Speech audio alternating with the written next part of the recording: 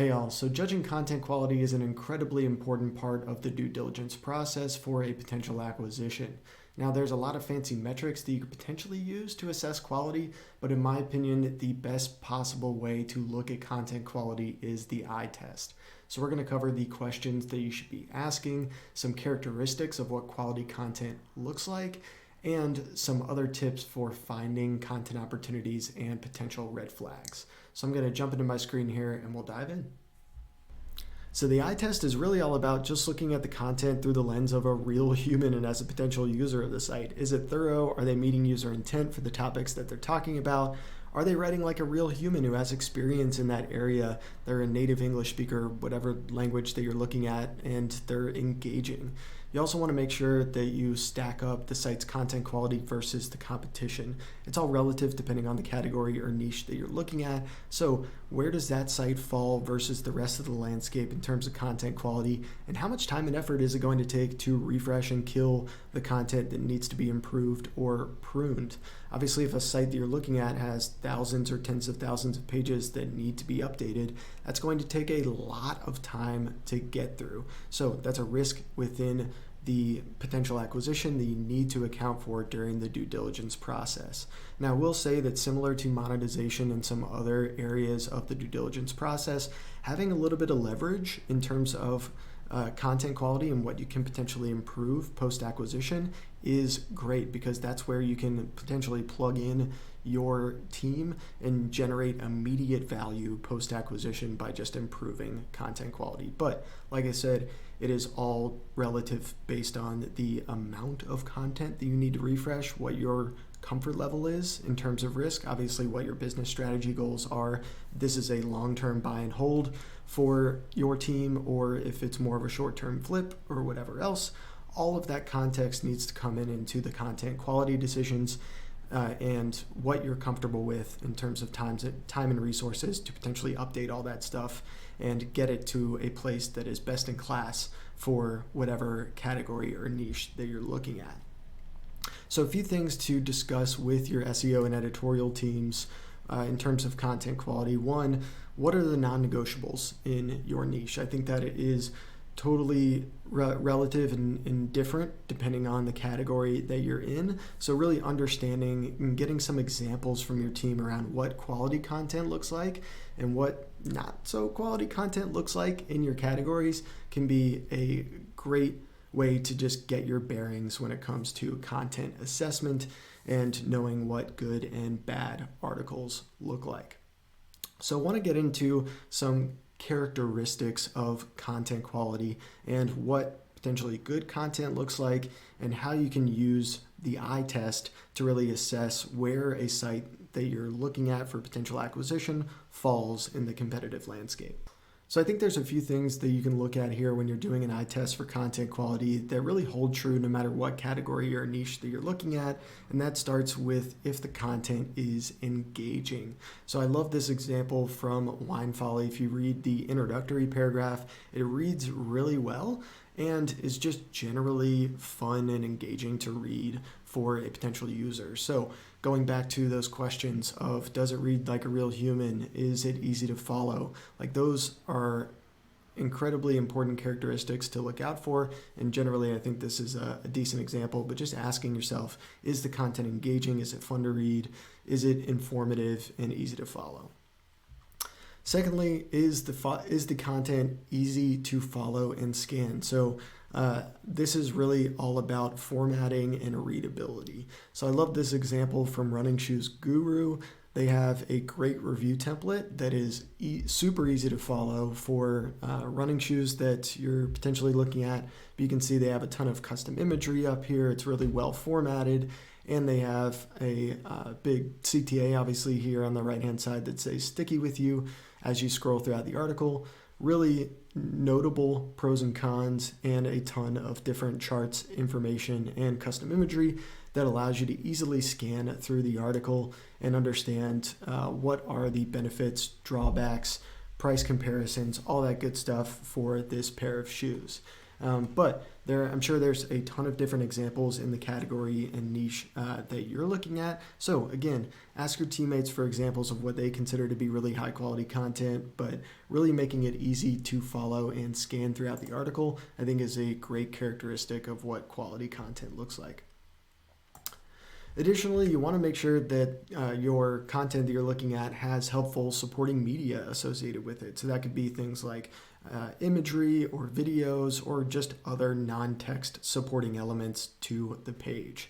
Now, obviously, this can be potentially an immediate point of leverage for your team to potentially add a lot of that stuff if you have capabilities to do so post-acquisition and realize a ton of value and improve content quality very quickly across your entire content inventory.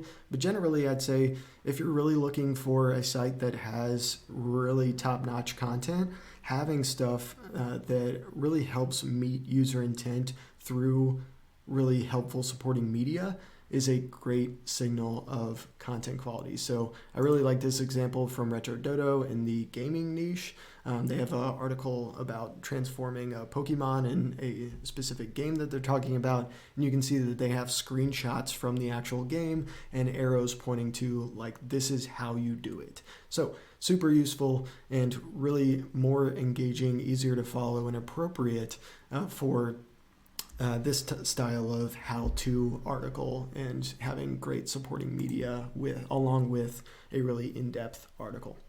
I think another great characteristic to look out for in terms of content quality and the eye test is if it adds unique value that's hard to replicate. So there's a lot of good stimuli in the SEO space. Ian Howells does a great talk in Traffic Think Tank on affiliate sites versus affiliate businesses.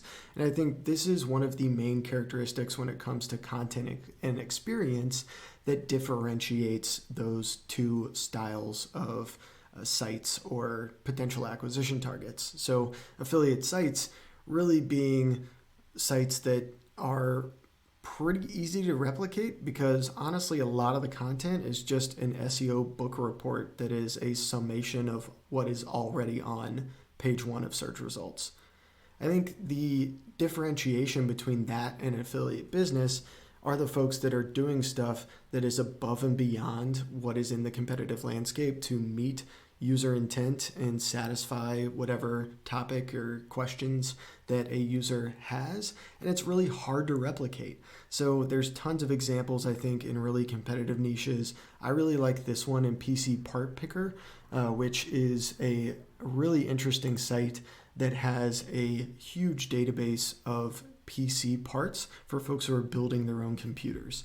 And what's really unique about their experience in their individual parts pages is not only do they feature a lot of user builds and really interesting specs about each part, but they have things like price tracking and price alerts across different platforms so you can make sure you're getting a great value for whatever parts that you're picking up. And I think even more so than that is they've done the work to understand which parts are compatible with each other. So across the thousands, of PC parts that are in their database, they know exactly which ones match up so that when you buy 50 different parts to build your PC, you're not halfway through the build and you have two things that are incompatible, right?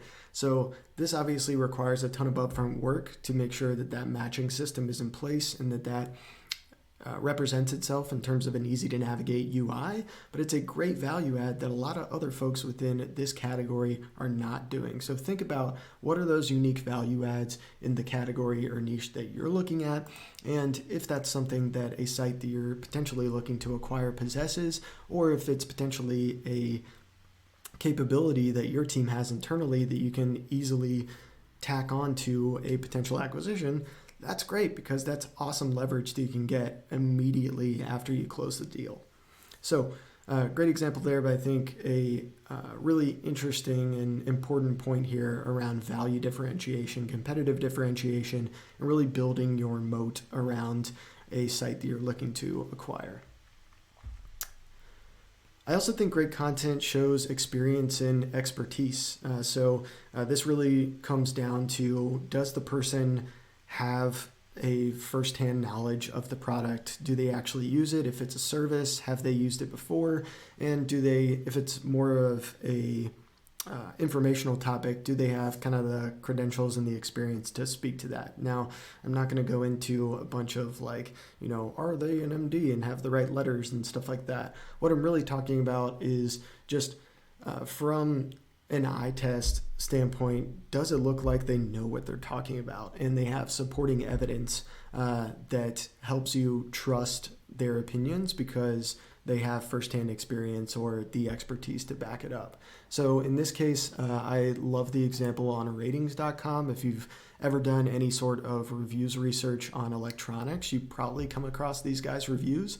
They're super scientific with their approach, have obviously a ton of different rating criteria for different use cases for different electronics, and just have a ton of supporting visuals, updates log, which is amazing, showing you the longevity of their reviews and just how long they've been testing these different products and models, comparisons to different ones, lots of supporting evidence and videos to show you just all of the scientific testing that they do for each of these pieces of equipment or products. So if you haven't checked these guys out, definitely do. But I think great example of just having firsthand experience and expertise with the product and showing that, hey, we have a full dedicated lab for doing a lot of this stuff. And this is why you should trust us. But I'll cover in some different videos getting into more around expertise and how to potentially judge things like authorship and stuff like that. And then lastly, I think this is more of a catch-all, but really, does the content satisfy users so much that they don't need to go anywhere else and they want to come back for more? So I think there's a couple important pieces in this statement. I think one is that they don't need to go anywhere else. Is your content so comprehensive that they are blown away by the quality and have all of the information that they need to make a next step or potentially make a decision? Obviously, it depends on the article, what stage of the decision journey that person is in. If they are just gathering information, obviously, that sense of accomplishment is going to be different than if it's like a product recommendation, right? Where the ultimate action is getting them to buy or just having enough confidence to make that next step in their decision process.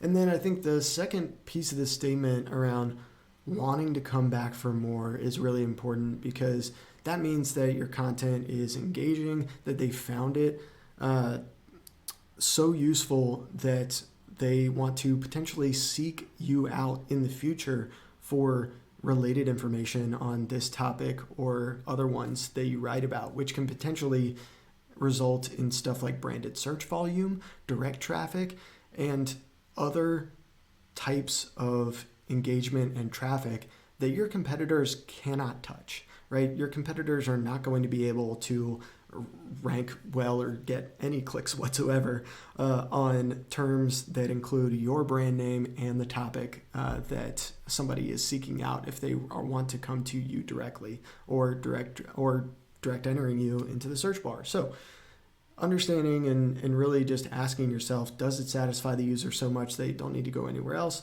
and they want to come back for more, I think is a great kind of bottom line or catch-all for before you hit publish. Is this something that your team's going to be proud of? And when you're assessing content quality for a potential acquisition, does it potentially meet that criteria? Or what are the resources and time investment needed in order for it to meet that criteria? And is that a potentially huge risk that you need to account for in the due diligence process, because there's thousands or tens of thousands of pages that you need to refresh in order to get to that point? Or is it something that your team can really easily roll out and be able to get to that point pretty quickly and differentiate from the competitive landscape? So those are the general criteria that I'm looking for in the eye test. I also wanted to just give a few bullet points on basically the opposite. What does bad content look like? Hard to follow, poorly formatted, doesn't add value, lacks credibility, and you can see the rest of those points there, but they're really just the juxtapositions of what great content looks like. So I'm not going to give too many examples here on what bad content looks like. You guys can generally, I think, suss that out if you want to. I can give you some examples. Let me know in the comments. But a couple other tips here on a few of these bullet points that isn't necessarily the eye test, but I think is important in order to judge content quality. One, does it have a lot of grammar mistakes? And so you can easily use some different tools to be able to look at things like reading level, grammar mistakes, spelling mistakes.